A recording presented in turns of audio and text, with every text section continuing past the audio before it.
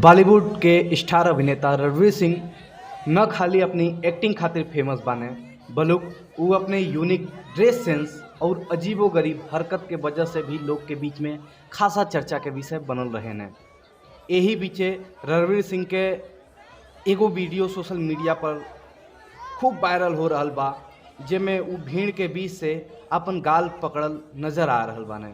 खबर बा कि केहू के हाथ रणवीर सिंह के गाल पर पड़ी गई, जौन थप्पड़ के रूप में देखल गई, जेकर वीडियो सोशल मीडिया पर वायरल हो रहा बा।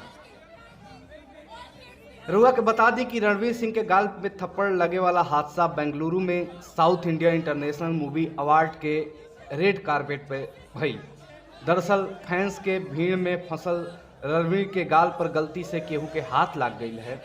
रेड कारपेट पर रणवीर फैंस के बीच में बुरी तरीके से फंस गई रहना। यही बीच रणवीर के गाल पर भीड़ में केहू के हाथ लग गई और तिलमिलात नजर आई। मीडिया रिपोर्ट के मानल जाए तो रणवीर सिंह के भीड़ से बचावे के चक्कर में उनके बॉडीगार्ड के हाथ ही उनके गाल पे गलती से लग गई रहल।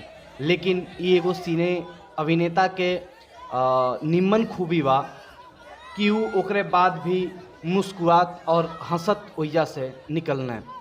ई रणवीर सिंह के जो दरिया दिल्ली बाटे ओकर एगो पुख्ता प्रमाण बाटे। हम आशुतोष तिवारी, खबर भोजपुरी से।